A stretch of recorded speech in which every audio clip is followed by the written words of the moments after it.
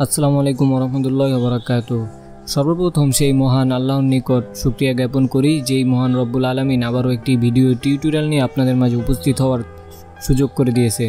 বন্ধুরা, এই মুহূর্তে আমি আপনাদের মাঝে একটি ভিভো Y20 মোবাইল নিয়ে উপস্থিত হয়েছি। আর এই ফোনটিতে প্রবলেম হচ্ছে যে এটাতে সিম লাগানোর পরেও এখানে নেটওয়ার্কের যেই এন্টিনিয়ারের ঘরটা আছে এখানে কিন্তু নো সার্ভিস এসে থাকে। তো এই নো সার্ভিস প্রবলেমগুলো যদি আসে তাহলে আমরা কিভাবে এই প্রবলেমগুলো সমাধান করব, এই বিষয়টাই আজকে আমি আপনাদেরকে দেখাবো। একটা ফোনে যদি নো সার্ভিস আসে তাহলে সর্বপ্রথম আপনাকে বুঝতে হবে যে সেটা কি সফটওয়্যার সমস্যা নাকি হার্ডওয়্যার সমস্যা। এই জন্য আপনি ওই ফোনের আইমিআইটা চেক দিবেন। তো দেখতেই পাচ্ছেন আমরা এখানে আইমিআই চেক দেওয়ার পরে এটার আইমিআইটা ঠিক আছে। তারপর হচ্ছে আপনি বেসমেন্টটাকে চেক দিবেন। আর মোবাইলের বেসমেন্ট চেক দেওয়ার জন্য ওই ফোনে অ্যাবাউটে ঢুকতে হবে। তো এখানে আমি অ্যাবাউটে ঢুকলাম। তারপর হচ্ছে এখানে দেখতেই পাচ্ছেন বেসমেন্ট ভার্সন, এখানে কিন্তু কিছু নাম্বার দেখা যাচ্ছে। যদি বেসমেন্টটা নষ্ট হতো তাহলে কিন্তু এখানে কিছুই লেখা থাকতো না, অথবা আননোন লেখা থাকতো।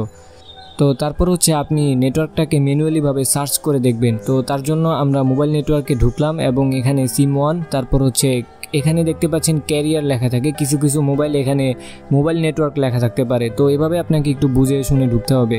তারপর এই অপশনটাকে, এটা সবসময় অনই থাকবে। এখানে মোবাইল নেটওয়ার্ক অটোমেটিকলি সার্চ এরকম লেখা থাকতে পারে, অথবা এটাও লেখা থাকতে পারে। তো আপনি এটাকে অন করবেন অথবা অফ করবেন। এখানে সার্চ করার পরে দেখবেন যে এখানে বাংলাদেশের যেই কয়টা সিম কোম্পানি আছে সবগুলো সিম কোম্পানির নাম এখানে শো করে।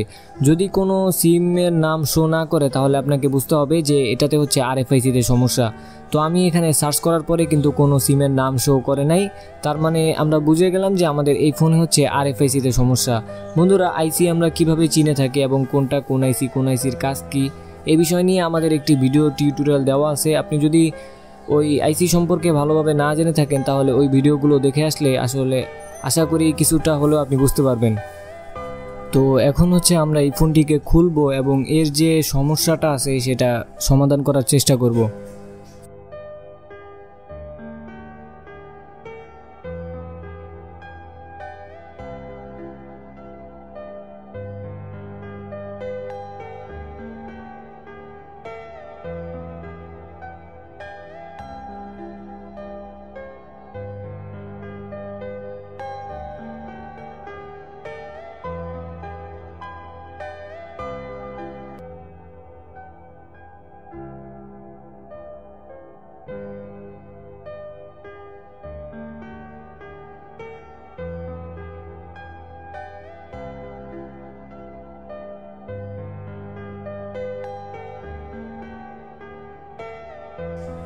ওয়াও বন্ধুরা, দেখতে পাচ্ছেন যে এর যে ফ্রেমটা আছে এটা খোলার পরে এখানে নেটওয়ার্ক সেকশনের উপরের যে স্টিলের প্যানেলটা আছে সেটাকে কত সুন্দরভাবে কাটা হয়েছে দেখতেই পারতেছেন। তো এভাবে যদি আপনি কাজ করেন তাহলে কিন্তু কখনোই কাজের মধ্যে সফলতা আসবে না। এই বিষয়গুলো খেয়াল রাখবেন। এই ফোনটা হয়তো কোনো একজন টেকনিশিয়ান ভাই এই ফোনের যে সমস্যাটা আছে সেটা সমাধান করার চেষ্টা করেছিল এবং সে উপরের এই টিনটাকে কত সুন্দরভাবে কেটেছে দেখতেই পারতেছেন। এভাবে যদি আপনি টিন কাটেন তাহলে কিন্তু কখনোই আপনি মোবাইল সার্ভিসিংয়ের কাজ শিখতে পারবেন না।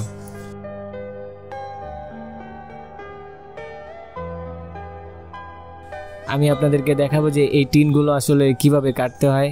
বাকি যেই টিনটুকু আছে এটাকে আমি সুন্দরভাবে কেটে দেখাবো। টিন কাটার সময় একটা জিনিস খেয়াল করবেন, যাতে কোনোভাবে মাদারবোর্ডের যেই প্রিন্টের লাইনগুলো আছে এগুলো যাতে ছিঁড়ে না যায় অথবা নষ্ট না হয়।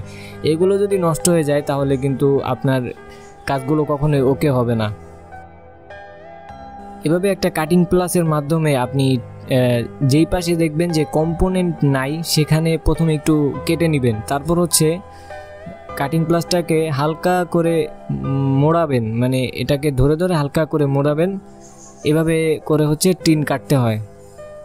কিন্তু খেয়াল করবেন যাতে কাটিং প্লাসের সামনের যেই ধারালো অংশটা আছে সেটা দ্বারা যাতে কোনো কম্পোনেন্টের সাথে ধাক্কা না লেগে ক্ষতিগ্রস্ত না হয়, এই জিনিসটা অবশ্যই খেয়াল রাখবেন।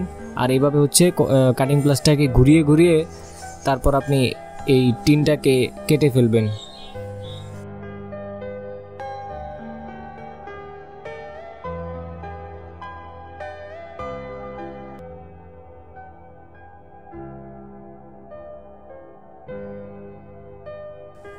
দেখতেই পাচ্ছেন আমি কিন্তু টিনটাকে কেটে নিয়েছি এবং এখানে কিন্তু কোনো প্রিন্টের লাইন উঠে যায় নেই। তারপর মাদারবোর্ডের যে লেয়ারটা আছে সেটা কিন্তু ক্ষতিগ্রস্ত হয় নাই। তো এভাবে করে হচ্ছে আপনাকে টিনটাকে সুন্দরভাবে কাটতে হবে যাতে কোনো ক্ষতি না হয়। বন্ধুরা একটু ভালোভাবে লক্ষ্য করুন যে এখানে একটু প্রিন্টের লাইন কিন্তু উঠে গিয়েছে, কারণ এখানে আগে যেই টেকনিশিয়ান ভাই এই টিনটাকে কেটেছিল সে টিনটাকে হয়তো কোনোভাবে টান দিয়েছে, যার কারণে এখানে প্রিন্টের লাইনটা কিন্তু উঠে গিয়েছে। এখন এই ফোনে যদি আমরা নেটওয়ার্ক আইসি লাগাই তারপরেও কিন্তু এই কাজটা ওকে না হওয়ার মতো সম্ভাবনা রয়েছে, কারণ এখানে সে কয়েকটা লাইন হয়তো মিসিং করে ফেলেছে। তবুও আমরা নেটওয়ার্ক আইসিটাকে চেঞ্জ করব, দেখব যে আমাদের এই প্রবলেমটি সমাধান হয় কিনা। আপনি যদি সুন্দরভাবে কাজ করতে চান তাহলে অবশ্যই ফ্রেশ বোর্ডে কাজ করবেন, ফ্রেশভাবে কাজ করবেন আর ভালো যন্ত্রপাতি ইউজ করবেন, তাহলে দেখবেন যে আপনার কাজের মধ্যে যে একটা ভালোবাসা আছে সেটা নষ্ট হবে না। আর যদি উল্টাপাল্টা কাজ করেন তাহলে এই মোবাইল সার্ভিসিং কাজের প্রতি আপনার একটা বিরক্তি এসে পড়বে। এই জন্য সবসময় চিন্তা করবেন যে ভালো টুলসগুলো ব্যবহার করার, পরিষ্কারভাবে কাজ করার।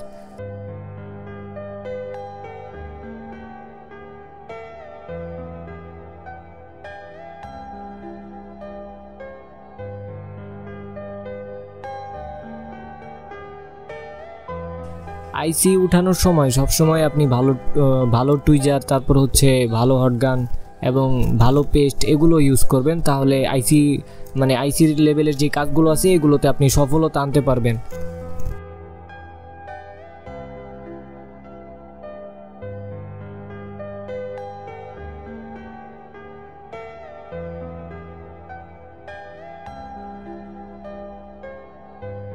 তো দেখতেই পাচ্ছেন আমাদের আইসিটা কিন্তু উঠানো হয়ে গেল। এখন হচ্ছে আইসির নিচে যে অতিরিক্ত বল পেস্টগুলো লেগে থাকে সেগুলোকে আমরা একটা সোল্ডারিং ওয়্যারের মাধ্যমে পরিষ্কার করে নিব। ভালোভাবে যদি আপনি পরিষ্কার না করেন তাহলে দেখা যাবে যে দুই একটা বল যদি উঁচু নিচু থাকে তাহলে কিন্তু যখন আপনি নতুন আইসিটা বসাবেন তখন আইসিটার যদি দু একটা বল মিসিং থাকে, দু একটা বল যদি না লাগে তাহলে কিন্তু আপনার কাজের মধ্যে সফলতা আসবে না। এই জন্য এইগুলোকে ভালোভাবে পরিষ্কার করে নেবেন। আর এটাকে পরিষ্কার করার সময় অবশ্যই আশেপাশের যে সমস্ত কম্পোনেন্ট আছে সেগুলোর দিকে একটু খেয়াল করবেন, কারণ অনেক সময় হয় যে এই সোল্ডারিং ওয়্যারের সাথে ধাক্কা লেগে ছোট ছোট কম্পোনেন্টগুলো উঠে যায় অথবা নড়ে যায়, সেগুলোর দিকে একটু ভালোভাবে খেয়াল করবেন। এগুলো হচ্ছে প্র্যাকটিসের বিষয়। আপনি কয়েকদিন যাবত এই বিষয়গুলো নিয়ে যদি প্র্যাকটিস করেন তাহলে এই কাজগুলো আপনার জন্য খুব সহজ হয়ে যাবে। তো দেখতেই পাচ্ছেন আমরা কিন্তু এটাকে পুরোপুরিভাবে ক্লিন করে নিলাম। এখন হচ্ছে আমরা এটাতে একটা নতুন আইসি লাগাবো, আর এই আইসিটার মডেল নাম্বার হচ্ছে HDR 425।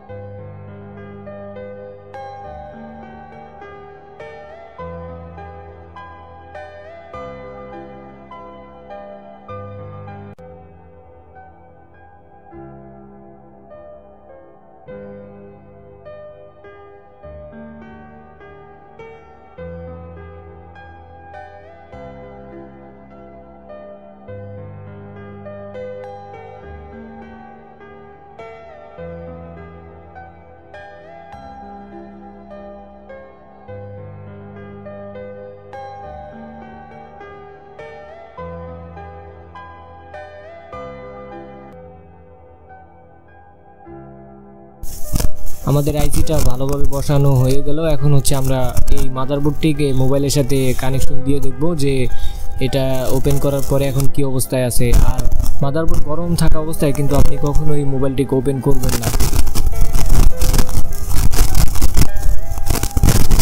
আর একটা আইসি লাগানোর পর অবশ্যই আপনি সেটাকে চেক করবেন মাল্টিমিটারের মাধ্যমে ফুল টেস্টিংয়ে, যাতে কোনো শর্ট আছে কিনা সেটা দেখে নেবেন। অনেক সময় হয় যে আইসি লাগানোর পরে মাদারবোর্ডগুলো শর্ট হয়ে যায়, যেমন আইসি শর্ট থাকতে পারে অথবা হয়তো বলগুলো একত্রে হয়ে তারপর হচ্ছে মাদারবোর্ডটা শর্ট হয়ে যায়। এই জিনিসটা আপনি খেয়াল করবেন।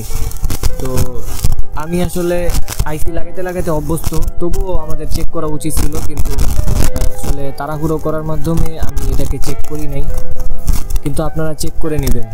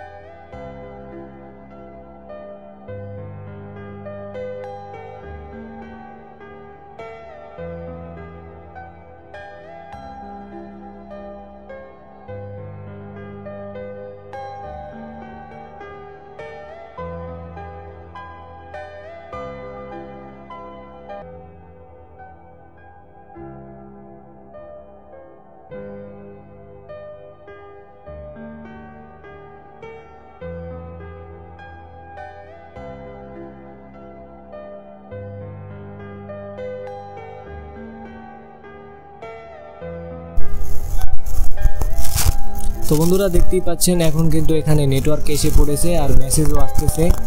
তো এখানে যে নেটওয়ার্কের ইঞ্জিনিয়ারটা আছে এখানে কিন্তু 2 দাগ নেটওয়ার্ক পেয়ে আছে, এবং এখানে কিন্তু দেখতেই পাচ্ছেন বাংলা লিঙ্ক সিম যে লাগানো আছে সেটা কিন্তু এখানে দেখাচ্ছে। তার মানে আমাদের এই নেটওয়ার্ক প্রবলেমটি সমাধান হয়ে গিয়েছে। এভাবে যদি আপনি কাজ করেন তাহলে কিন্তু আপনার কাজের মধ্যে সফলতা আসবে, আর অবশ্যই বুঝে শুনে তারপর কাজগুলো করবেন। ভালো থাকবেন, আল্লাহ হাফেজ।